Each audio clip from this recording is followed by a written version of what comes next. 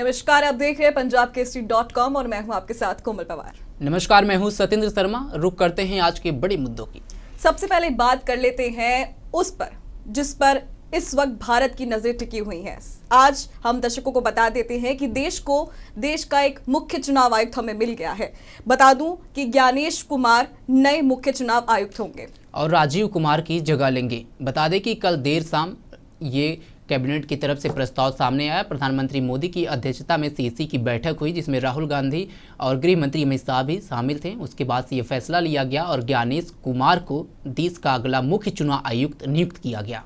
मैं दर्शकों को यहाँ बताना चाहती हूँ कि ज्ञानेश कुमार 26 से मुख्य निर्वाचन आयुक्त के रूप में इस साल के अंत में होने वाले विधानसभा चुनावों को भी उसकी जिम्मेदारी संभालेंगे और इसके अलावा 2026 में केरल, पुडुचेरी, तमिलनाडु और पश्चिम बंगाल यानी कि एक ऐसा राज्य है जिनके चुनाव संभालना एक काफ़ी बड़ी जिम्मेदारी होती है, वो इस वक्त ज्ञानेश कुमार के कंधों पर आ गई है। इसके अलावा राजीव कुमार की उन्होंने जगह ले ली है और यहाँ पर एक चीज़ जो बहुत अहम है, ज्ञानेश कुमार काफ़ी हैवी व्यक्तित्व वाली उनकी छवि रही है हमेशा से ही। उन्होंने 370 हो, राम मंदिर हो, ट्रिपल तलाक हो, ये 3-4 ऐसे मुद्दे हैं जहां पर उन्होंने अहम भूमिका निभाई है उन सभी के मसौदे तैयार करने में। सतेंद्र जी, सियासी गलियारों में तो चर्चा इस बात को लेकर भी हो रही है कि राम मंदिर को लेकर भी उनकी भूमिका जो है वो अहम रही है। जी बिल्कुल, ये अमित शाह के साथ काम कर चुके हैं, उनके जो सेक्रेटरी थे उसमें भी काम कर चुके हैं और कश्मीर मामलों के संबंध में इन्होंने बहुत बड़ा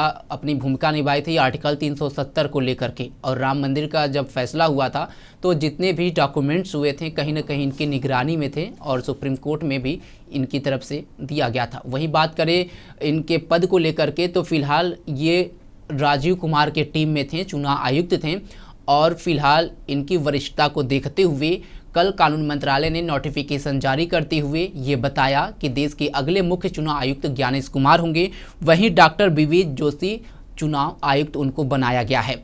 ये हरियाणा सरकार में मुख्य सचिव थे और उनको अब फिलहाल चुनाव आयुक्त बना दिया गया है। मैं दर्शकों को बता देती हूँ कि इनका जो कार्यकाल होगा वो 26 जनवरी 1929 तक ही होगा। यानी कि सतेंद्र जी, कहा जा सकता है कि अगले लोकसभा चुनाव तक अगर वन नेशन वन बिल हो गया तब तो बात ही क्लियर हो गई, लेकिन अगर इन्हीं पैटर्न्स पे हम आगे बढ़ेंगे तो शायद हो सकता है कि लोकसभा चुनाव की जिम्मेदारी भी इन्हीं के सर पर आ जाए। जी, इनके ऊपर बहुत बड़ा एक चैलेंज होने वाला है। जिस तरह से एजेंसी पर सवाल खड़े किए जाते हैं विपक्ष की तरफ से निष्पक्षता को लेकर के, तो अब ज्ञानेश कुमार के सामने ये बड़ी चुनौती है कि जिस तरह से विपक्ष लगातार चुनाव दर चुनाव ये आरोप लगाता है कि इलेक्शन कमीशन जो है वो केंद्र का तोता बन करके रह गया है। और पिछले मिल्कीपुर का चुनाव देखा जाए, जो उपचुनाव हुआ था बीते दिन, तो समाजवादी पार्टी की तरफ से ये बड़ा आरोप लगाया गया था कि चुनाव आयोग मर चुका है और कहीं ना कहीं अब इनके ऊपर एक चैलेंज होगा कि विपक्ष का विश्वास भी जीतना, और ये सबसे बड़ा इनके लिए मुश्किल घड़ी सामने आने वाली है। लेकिन अगर बात करें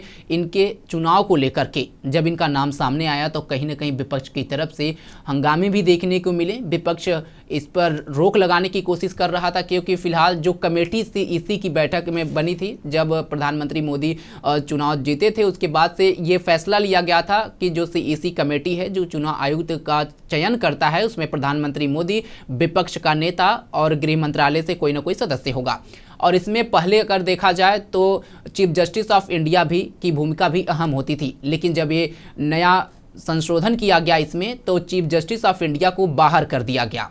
उसके बाद से फिलहाल अब 3 लोगों की ये कमेटी है और इसी के विरोध में विपक्ष सुप्रीम कोर्ट में याचिका दायर की है और फिलहाल आने वाले समय में सुप्रीम कोर्ट इस पर सुनवाई करेगा। और इसी को लेकर के विपक्ष चाह रहा था कि तब तक के लिए ये जो आयोग का नया चुनाव आयुक्त का चयन था तब तक के लिए रोक दिया जाए।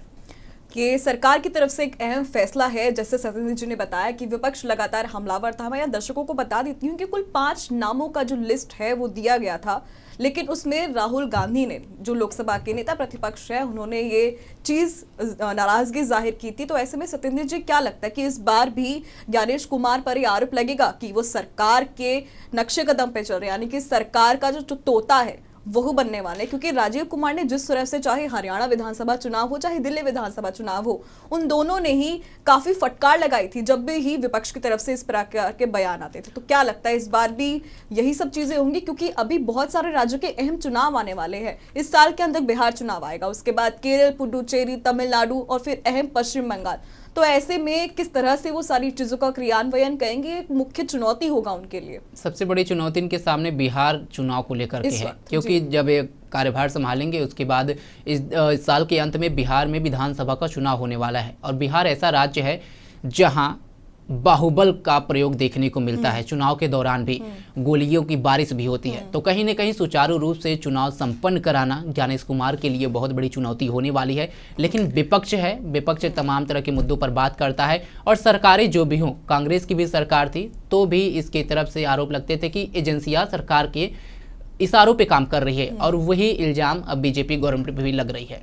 अब बहरहाल अब देखना होगा कि क्या ज्ञानेश कुमार इस पद को अच्छे ढंग से निभाते हैं या विपक्ष इस पर हमलावर होता है। रुक करते हैं अगली खबर का। इस वक्त पूरे ही देश की जो नजरें हैं वो इस वक्त दिल्ली की सियासत पर टिकी हुई हैं, क्योंकि 27 साल बाद बीजेपी अपना सूखा करने में तो कामयाब हो गई है, लेकिन कहीं ना कहीं अभी भी सत्येंद्र जी वो सीएम फेस को लेकर अभी भी राड़ा देखने को मिल रहा है। तो इसमें जो सारी चीजें हैं वो कहां पे फंस रहे हैं, क्योंकि लगातार हमलावर है विपक्ष इस चीज को लेके कि 10 दिन से भी ऊपर हो गए, लेकिन सीएम फेस को लेके कुछ चयन ही नहीं हो पा रहा है। जी बिल्कुल, रिजल्ट आए हुए आज टोटल 10 दिन हो गया। 8 फरवरी को रिजल्ट आया था, लेकिन अभी भी भाजपा की तरफ से मुख्यमंत्री चेहरे को लेकर के अभी तक कोई बात बनी नहीं है, सहमति जाहिर नहीं की गई है। हालांकि अभी तक कैबिनेट जो इनकी विधायक दल की बैठक होती है उस पर भी चर्चा नहीं हो पाई है। शायद कल विधायक दल की बैठक हो पाए और उसमें मुख्यमंत्री चेहरे का खुलासा किया जाए। लेकिन सबसे बड़ी बात यह है कि शपथ ग्रहण की तैयारियां जोरों पर हैं। रामलीला मैदान में 20 फरवरी को शाम 4:30 बजे बीजेपी के मुख्यमंत्री यानी कि दिल्ली के नए मुख्यमंत्री का शपथ ग्रहण समारोह होगा और इसे भव्य तरीके से भाजपा आयोजन कर रही है। इसमें देश भर के तमाम बड़ी हस्ती पहुंचेंगी। लेकिन सबसे बड़ा जो सवाल उठ रहा है वो मुख्यमंत्री चेहरे को लेकर के है। आखिर पेच कहां फंस रहा है और बीजेपी अभी तक सीएम चेहरे को लेकर के इतनी असमंजस में क्यों दिख रही है? आखिर क्या वजह है कि सामने बीजेपी जो है 48 विधायक हैं, क्या इन 48 विधायकों में से कोई मुख्यमंत्री चेहरा होगा या बीजेपी किसी एमपी को बनाएगी? बीजेपी के सामने चुनौतियां बहुत हैं। देखना होगा कि विधायक दल की बैठक में कौन सा चेहरा सामने आता है, क्योंकि 40 से ज्यादा विधायक है बीजेपी के पास। और सर जब भी हम देख रहे सत्येंद्र जी, लगातार एक नया चेहरा आ रहा है सुर्खियों में। पहले तक बात चल रही थी प्रवेश वर्मा की कि हो सकता है नई दिल्ली का तोहफा बीजेपी हाईकमान उनको दे सकती है, लेकिन कुछ समय बाद उनका नाम हट गया। फिर महिला सीएम को लेके ताना बाना शुरू हो गया, लेकिन अब फिर से विजेंद्र गुप्ता और रेखा गुप्ता के नाम फिर से सियासी गलियारों में सबसे ऊपर आ गए हैं। हालांकि जो आखिरी आदेश होगा वो बीजेपी हालाकमान का ही होगा, लेकिन कहीं ना कहीं ये जो चौंकाने वाला सियासी गलियारों में चल रही कि कहीं ना कहीं जो नाम आएगा वो सभी को चौंका के रख देगा। क्या आपको लगता है कि क्या इस बार जातीय समीकरणों को ध्यान में रखते हुए बीजेपी का ऐलान किया जाएगा या बिहार चुनावों को देखते हुए क्या किसी पूर्वांचली पे करेगा? क्योंकि कहीं ना कहीं बीजेपी अपने फैसले उसी प्रकार से लेती है कि उनको भविष्य में उस फैसले का फायदा हो सके। तो क्या ऐसे में इसी वजह से देरी हो रही है क्योंकि वो जाति को समीकरण को साध नहीं पा रही है? देखिए, देरी होने की वजह एक सबसे बड़ी मुख्य वजह है कि भाजपा आलाकमान की तरफ से कहा गया है कि बीजेपी अगले 20 साल तक दिल्ली की सत्ता पर काबिज होना चाहती है। जो पूर्व मुख्यमंत्री रह चुकी थी कांग्रेस की शीला दीक्षित, उनका रिकॉर्ड भाजपा तोड़ना चाहती है और कहीं ना कहीं बीजेपी ऐसे चेहरे की तलाश में है जो एक ब्रांड बन सके दिल्ली में और एक अच्छी छवि दिल्ली की जनता में वो अपना पेश कर सके और दिल्ली की जनता उसे अगले साल जो तरह से अगले विधानसभा चुनाव को लेकर के भी तैयारी कर रही है। इस वजह से ये देरी हो रही है, क्योंकि बीजेपी कभी भी तुरंत का नहीं सोचती, आगे फ्यूचर का अपने बहुत ज्यादा सोचती है और हमेशा चुनावी मोड में रहती है। तो बीजेपी अभी से प्लान बना ली है कि 27 साल बाद वनवास तो हमारा खत्म हो गया है, लेकिन दिल्ली की सत्ता पर भाजपा को 20 साल तक काबिज होना है। और बिहार में जैसा कि आपने कहा विधानसभा का चुनाव है और पंजाब में भी विधानसभा का चुनाव कुछ साल में होने वाला है। तो कहीं ना कहीं जातिगत समीकरण हो या अन्य मुद्दे हैं, बीजेपी ऐसे चेहरे को सामने लाएगी जिसपे वो अन्य राज्यों में भी फायदा हो और दिल्ली की जनता उस चेहरे को हमेशा के लिए याद रखे और कहीं ना कहीं बीजेपी को आने वाले विधानसभा चुनाव में भी फायदा हो। मैं यहाँ दर्शकों को बता देना चाहती हूँ कि जिस प्रकार से बीजेपी सीएम फेस को लेके चयन में देरी कर रही है, इसी बीच प्रत्यक्ष रूप से हमें देखने को मिलेगा कि किसका वो चयन करती है। लेकिन इस वक्त आरोप प्रत्यारोप का सिलसिला जारी है और आम आदमी पार्टी के अवध ओझा ने भी बीजेपी पर निशाना साधा है। आप उन्हें सुने, उन्होंने क्या कहा। क्योंकि कहीं ना कहीं अवध ओझा सत्येंद्र जी हार को पचा तो नहीं पाए हैं, ये तो साफ है। और तो अब उनको एक मौका मिल गया है जिसमें उन्होंने कहा है कि अगर बीजेपी चाहे तो मैं उनकी मदद कर सकता हूँ, यानी कि कहीं ना कहीं उन्होंने चुटकी जरूर ली है। देखिए, तो इस पर आप क्या कहेंगे? तंज कसना, चुटकी कसना, ये विपक्ष पार्टियों का काम होता है। देरी हुई है तो कहीं ना कहीं विपक्ष पार्टी आम आदमी पार्टी दिल्ली में है, तो ये विपक्ष पार्टी की तरफ से तो कहा जाएगा सिर्फ अवध ओझा ही नहीं, पूर्व सीएम अभी जो फिलहाल कार्यवाहक सीएम हैं आतिशी, वो भी सीएम चेहरे को लेकर के तंज कस चुकी हैं कि इतने दिन हो गया, बीजेपी में आखिर अंतर्कलह चल रहा है क्या, सीएम चेहरे को लेकर के कोई लड़ाई चल रही है क्या। आतिशी की तरफ से ये बड़ा बयान सामने और उनके तरफ से भी सवाल उठा रहे हैं कि आखिरकार इतनी देरी क्यों हो रही है जब पूर्ण बहुमत की सरकार आपकी बन गई है। तो क्योंकि कहीं ना कहीं सवाल तो सत्येंद्र जी आता ही है कि आपने इतनी मेहनत की है जमीनी स्तर पे, तो आखिर में पेच फंस क्यों रहा है। और अब अवध ओझा तो अपने बयान के लिए जाने जाते हैं और पहली बार विधानसभा का चुनाव लड़े, हालांकि हार का सामना करना पड़ा। सीट बदलने का फायदा कुछ नहीं हुआ, पटपरगढ़ से उनको टिकट दिया गया था आम आदमी पार्टी की तरफ से, मनीष सिसोदिया का सीट बदल करके अवध ओझा को मैदान में उतारा गया था, लेकिन आम आदमी पार्टी का ये फैसला गलत साबित हुआ और अवध ओझा फिलहाल हार गए चुनाव। तो ऐसे में देखना होगा कि क्या अवध ओझा किस तरह से पार्टी का जो भी उन्होंने बातचीत की है, तो अगर जल्द से जल्द वो सीएम बनाएगी बीजेपी या नहीं बनाएगी सत्येंद्र जी। अब देखिए, कल तो फैसला सामने आ जाएगा। जिसको इंतजार था जनता को, दिल्ली वासियों का, वो घड़ी अब लगभग खत्म होने वाली है। एक दिन का और इंतजार करिए, दिल्ली को नया मुख्यमंत्री जरूर मिल जाएगा। तो ऐसे में अब मैं दर्शकों को बता देती हूँ कि जल्द ही सीएम फेस का ऐलान हो जाएगा और ऐसे में लगातार आम आदमी पार्टी हो चाहे कांग्रेस हो, वो पूरी ही दोनों ही पार्टियां इस वक्त बीजेपी पर हमलावर हैं। बहरहाल रुक करते हैं अपनी अगली खबर का। यहाँ पर मैं दर्शकों को बता देना चाहती हूँ कि संगम इस वक्त प्रयागराज, आस्था की नगरी, इस वक्त उत्तर प्रदेश में लगातार सियासत गर्म है सत्येंद्र जी। एक तरफ जहां पर यूपी मालामाल हो रहा है, तो दूसरी तरफ महाजाम, महाआफत देखने को मिल रही है महाकुंभ में। बिल्कुल, महाकुंभ इस समय आस्था का केंद्र बना हुआ है पूरी दुनिया में। उत्तर प्रदेश की जमीन पर दुनिया के तमाम देशों के लोग इकट्ठा हो रहे हैं, भारत के कोने कोने से लोग जा रहे हैं। क्या बॉलीवुड, क्या टॉलीवुड, क्या राजनेता, क्या उद्योगपति, तमाम लोग प्रयागराज का रुख कर रहे हैं और इसी को देखते हुए भारी जाम की समस्या भी देखने को मिल रही है। उत्तर प्रदेश की सड़कें जो हैं जाम से भरी पड़ी हैं। फिलहाल ट्रैफिक व्यवस्था की बात की जाए, जो प्रयागराज का नैनी ब्रिज है वहां पर भी भारी तादाद में लोग दिख रहे हैं और जगह जगह ट्रैफिक को लेकर के लोगों को काफी समस्या का सामना करना पड़ रहा है। लेकिन अगर बात करें महाकुंभ की, तो लगभग केंद्र सरकार और उत्तर प्रदेश सरकार मिल करके इस महाकुंभ में लगभग 7,500 करोड़ रुपए का खर्चे का अंदेशा जताया था, कितना बजट मिला था। और उत्तर प्रदेश सरकार की तरफ से आंकड़ा पेश किया गया है कि कहीं न कहीं 3.5 लाख करोड़ की कमाई इस महाकुंभ से इस होने के बाद जीडीपी में बड़ा ग्रोथ उत्तर प्रदेश को देखने को मिलेगा। तो कहीं ना कहीं कह सकते हैं कि महाकुंभ में उत्तर प्रदेश धनवान होते जा रहा है, पैसों की बारिश हो रही है। लेकिन जो ट्रैफिक व्यवस्था है उस पर काबू पा पाना अब मुश्किल लग रहा है।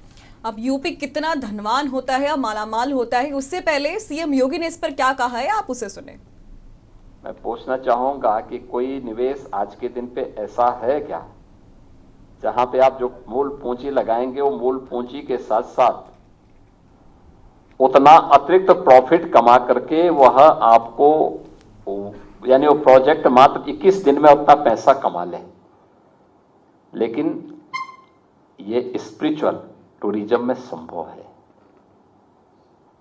और ये प्रयागराज में एक जगह में हुआ है।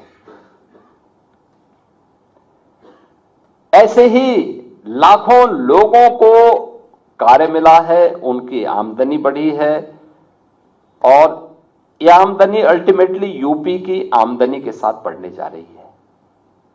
मेरा अनुमान है कि यह संख्या 60 करोड़ तक पहुंचती है। तो मान के चलिए कि यूपी की जो इकोनॉमी होगी वह लगभग 3.25 से लेकर 3.5 लाख करोड़ रुपए की अतिरिक्त यूपी की जीडीपी में बढ़ोतरी होने वाली है। सत्येंद्र जी, ऐसा कहा जा सकता है कि कहीं ना कहीं यूपी धनवान तो बेशक से ही होगा, क्योंकि प्रॉफिट लगातार सीएम योगी ने जिस तरह से कहा है कि करोड़ों में प्रॉफिट हो रहा है। जी बिल्कुल, और सिर्फ उत्तर प्रदेश सरकार की नहीं, कहीं ना कहीं केंद्र सरकार की भी कमाई हो रही है और ये पहला मौका नहीं है जब उत्तर प्रदेश में आस्था की वजह से भारी मात्रा में धनवान यूपी हो रहा है। आप पिछले साल देख सकते हैं कि किस तरह से जब राम मंदिर प्राण प्रतिष्ठा किया गया तो भारी तादाद में श्रद्धालु वहां पर पहुंचे थे और उत्तर प्रदेश की इकोनॉमी को कहीं ना कहीं एक बड़ा बूस्टर आस्था के नाम पर मिलते हुए दिखाई दे रहा है। आस्था के सैलाब में जनता कूद रही है, उत्तर प्रदेश का रुख कर रही है। देश से ही नहीं दुनिया से भी लोग आकर के उत्तर प्रदेश जा रहे हैं प्रयागराज। और ये तस्वीरें अभी फिलहाल जो आप देख रहे हैं ये प्रयागराज का नहीं बल्कि अयोध्या राम मंदिर का है। यहाँ भी भारी मात्रा में भीड़ श्रद्धालुओं की दिख रहा है आपको। लगातार ये देखिए आपने जो इमेज अब दर्शक हम दिखा रहे हैं आपको, ये इतनी सारी भीड़ सत्येंद्र जी कहीं ना कहीं व्यवस्था पे प्रश्न चिन्ह लगना तो लाजमी है, क्योंकि सरकार की तरफ से ये कहा गया था कि व्यवस्था पूर्ण तरीके से की गई है, 100 करोड़ श्रद्धालु आके स्नान कर सकते हैं, लेकिन अभी तक सिर्फ 52 करोड़ श्रद्धालुओं ने स्नान किया है और इस तरह की अफरा तफरी देखने को मिल रही है। आंकड़ों के लेकर के मैं आपको यहाँ पे करेक्शन करना चाहूंगा। 100 करोड़ का आंकड़ा गवर्नमेंट ने नहीं दिया था, 40 से 45 करोड़ का आंकड़ा गवर्नमेंट ने दिया था, लेकिन जो गवर्नमेंट ने आंकड़ा पेश किया था उससे कहीं ज्यादा 50 करोड़ से ज्यादा लोग, अभी तक लगभग 52 करोड़ से ज्यादा लोग आस्था की डुबकी लगा चुके हैं। लेकिन इन तस्वीरों की हम बात करें तो फिलहाल ये प्रयागराज का नहीं अयोध्या नगरी का है। ये तस्वीरें रामपथ का है और ये तस्वीर वीडियो में आप देख सकते हैं कि भारी तादाद में श्रद्धालु राम मंदिर जा रहे हैं, भगवान रामलला का दर्शन कर रहे हैं। और कहीं ना कहीं यहाँ पर भी जिस तरह से जब ये सबसे बड़ा चुनौती उत्तर प्रदेश सरकार के लिए और प्रशासन के लिए सामने निकल के आई है कि जो लोग प्रयागराज जा रहे हैं उसके बाद वो वाराणसी जरूर जा रहे हैं, अयोध्या का रुख जरूर कर रहे हैं। तो कहीं ना कहीं 3 जगहों पर प्रशासन व्यवस्था को लेकर के बड़ी चुनौती हो गई है और इस वजह से उत्तर प्रदेश में कई ऐसे जिले हैं जहां पर भारी तादाद में ट्रैफिक जाम लगा हुआ है। तो व्यवस्थाओं पर सवाल उठना लाजमी है या नहीं, क्योंकि कहीं ना कहीं ऐसी अटकलें तो बेशक से लगाई जा रही थी कि चाहे अब सपा नेता हो या आम जन हो, व्यवस्थाओं को लेके कहीं ना कहीं सरकार की चूक तो बेशक से हुई है। जी बिल्कुल, जिस तरह से भगदड़ का मामला हुआ अभी हालिया में नई दिल्ली रेलवे स्टेशन पर भगदड़ का मामला हुआ जिसमें 18 या उससे ज्यादा लोगों की मृत्यु हो गई और विपक्ष लगातार इसी पर सवाल खड़े कर रही है कि अगर सरकार व्यवस्था नहीं कर पा रही थी तो लोगों को आमंत्रित करना, इतना भारी तादाद में लोगों को आमंत्रण देना क्यों, और सरकार मैनेजमेंट को लेकर के आखिरकार क्यों सतर्क नहीं हुई, प्रशासन पुलिस व्यवस्था को क्यों सुनिश्चित नहीं किया गया। और साथ ही जो महाकुंभ में भगदड़ मचा उसके बाद से जो स्थिति सामने आई थी उसके बाद से कहीं ना कहीं प्रशासन की तरफ से कार्रवाई की गई थी। लेकिन फिलहाल ट्रैफिक को लेकर के अभी तक नुकसान देखने को मिल रहा है, जनता त्राहिमाम कर रही है और फिलहाल ज़्यादा परेशान तो प्रयागराज की जनता हो रही है। बहरहाल अब जो महाकुंभ में महाआफत आई हुई है ये कब थमेगी इसका पता तो वक्त नहीं चल पाएगा। चलिए रुक करते हैं अपनी अगली खबर का, जो जुड़ी है उत्तर प्रदेश से ही। उत्तर प्रदेश में आज बजट सेशन शुरू हो गया है जहां पर सत्येंद्र जी समाजवादी पार्टी केंद्र में प्राथमिकता में कुछ अहम मुद्दे रखेगी, जिसमें महाकुंभ भगदड़ उनकी प्राथमिकता रहेगी, दूसरा महंगाई और तीसरा बेरोजगारी। तो सत्येंद्र जी क्या लगता है बजट सेशन में जो प्राथमिकता के मुद्दे उठा रहे हैं कि सत्तारूढ़ पार्टी उनको अच्छे से जवाब दे पाएगी या संतोष नहीं कर पाएगी उनको? देखिए बजट सत्र हंगामेदार होने का आसार नजर आ रहा है और जो तस्वीरें सामने आई हैं बजट सत्र से पहले जस्ट, तो कहीं ना कहीं विपक्षी पार्टी जो मुख्य रूप से है समाजवादी पार्टी उत्तर प्रदेश सरकार को जमकर घेरेगी, महाकुंभ का मामला हो या फिर मिल्कीपुर उपचुनाव का हो, क्योंकि समाजवादी पार्टी की तरफ से आरोप लगाया गया था कि मिल्कीपुर चुनाव में वोटों की डकैती हुई है। ये बड़ा आरोप समाजवादी पार्टी के सांसद अवधेश प्रसाद की तरफ से लगाया गया था और सपा प्रमुख अखिलेश यादव की तरफ से भी लगाया गया था। तो कई ऐसे मुद्दे हैं जिन पर इस बजट सत्र में चर्चा होनी है, लेकिन महाकुंभ की अगर चर्चा वो करेंगे तो भगदड़ को लेकर के तो कहीं ना कहीं उत्तर प्रदेश सरकार की तरफ से भी प्रतिक्रिया सामने आएगी। सीएम योगी इसका जवाब जरूर देंगे। देखना ये होगा कि सीएम योगी किस तरह से विपक्ष के सवाल का जवाब देते हैं। लेकिन इस बजट सत्र में महाकुंभ को लेकर के सत्ता पक्ष की तरफ से भी प्रतिक्रिया आएगी और सरकार को बजट को लेकर के जितना फायदा हो रहा है यूपी की जीडीपी को लेकर के इस बजट सत्र में वो आपको देखने को मिलेगा विधानसभा के पटल पर।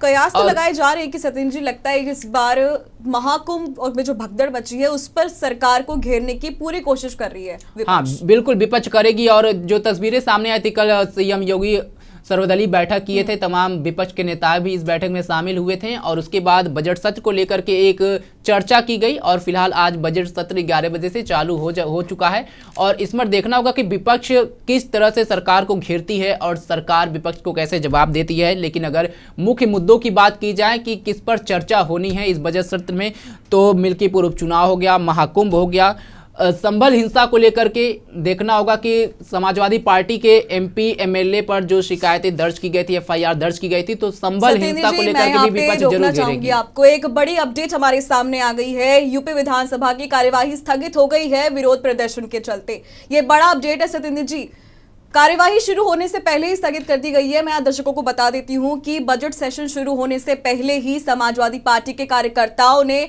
बाहर जमकर हंगामा किया है, विरोध प्रदर्शन किया है और वो अस्थियों का मटका लेकर पहुंच गए थे वहां पे, जिससे कार्यवाही नहीं हो पाई है। सतीश जी, बड़ा अपडेट है ये जी बिल्कुल। हंगामे को देखते हुए भारी मात्रा में विधानसभा के बाहर फोर्स की तैनाती की गई थी और आसार यही लगाए जा रहे थे कि ये बजट सत्र काफी हंगामेदार होने वाला है और कहीं ना कहीं इसी हंगामे की वजह से सत्र शुरू होने से पहले ही उसे स्थगित कर दिया गया है। अब देखना होगा कि उत्तर प्रदेश सरकार किस तरह से इस सत्र को अमली जामा पहनाती है और सुचारू रूप से आगे चलाएगी और जब बजट पेश होगा तो इस बार उत्तर प्रदेश का बजट कितना होने वाला है इस पर भी सबकी निगाहें टिकी हुई हैं। क्योंकि जिस प्रकार से विपक्ष लगातार तैयारी कर रहा था तो ऐसे आसार पहले लगाए जा रहे थे कि शायद विरोध प्रदर्शन बहुत तगड़ा होगा और हंगामा भी होगा, तो लेकिन हंगामे से पहले कार्यवाही को स्थगित कर दिया गया है। दर्शकों, ये बड़ा अपडेट है आपके लिए।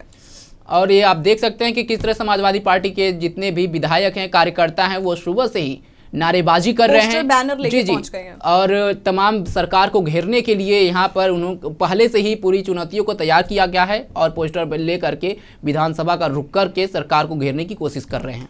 अब इससे पहले मैं आपको बता देती हूं कि समाजवादी पार्टी आखिर किन मुद्दों पे सरकार को घेरने वाली है। समाजवादी पार्टी के कार्यकर्ता है राकेश कुमार शर्मा, पहले उनको सुने।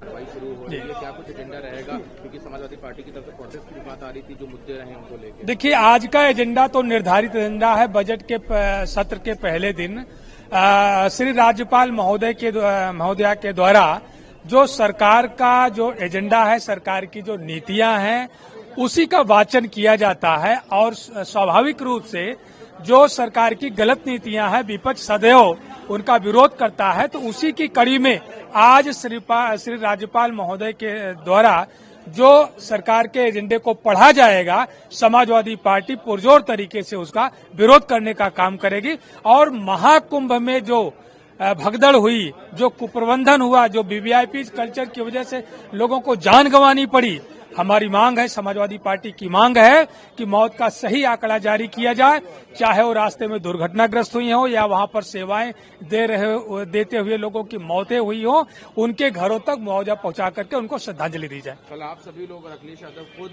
जो सपा कार्यकाल में बनाई गई स्थान थे, चाहे HCR पार्क हो, कैंसर इंस्टीट्यूट, सब जगह विजिट किया, तो क्या उससे जुड़ा मुद्दा भी आज यहाँ सदन में कुछ उठाया? आज नहीं उठेगा, लेकिन वो मुद्दा उठाया जाएगा जो आज जो Babu Kalyan Singh super specialist cancer institute के नाम से है, जो कि पहले सुपर कैंसर इंस्टीट्यूट लखनऊ के नाम से था, जो समाजवादी पार्टी की सरकार में बनाया गया था और कुछ शेष रह गया था। भारतीय जनता पार्टी की सरकार ने उस पर अपने बड़े नेता के नाम से तो कर दिया, लेकिन उसको जो बजट मुहैया कराया जाना चाहिए थी, जिस उद्देश्य के साथ वो कैंसर इंस्टीट्यूट बना था कि गरीबों का वहां पर मुफ्त में इलाज होगा, सरकार ने बजट नहीं दिया। वहां पर जितनी डिमांड कैंसर इंस्टीट्यूट की तरफ से हुई है, उसका 1/3 बजट भी नहीं दिया। लिहाजा अभी तक 300 बेड संचालित नहीं हो पाए हैं।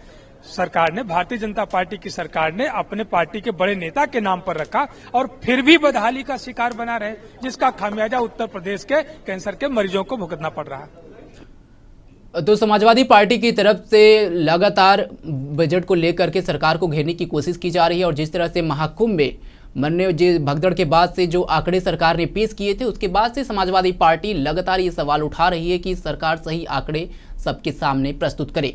लोकसभा में भी अखिलेश यादव इस पर बात किए थे और कहे थे कि कहीं ना कहीं जो मृतकों का आंकड़ा है उसे सरकार छिपा रही है और सही आंकड़े जारी की जाए तो उत्तर प्रदेश की विधानसभा सत्र में भी अब इन आंकड़ों का जिक्र जरूर होगा और विपक्ष सरकार को घेरने की जरूर कोशिश करेगी। बहरहाल आज के बड़े मुद्दों में सिर्फ इतना ही। आप अबे दे इजाजत, लेकिन पल पल के अपडेट के लिए आप बने रहे हमारे साथ और देखते रहे पंजाब केसरी.com। धन्यवाद।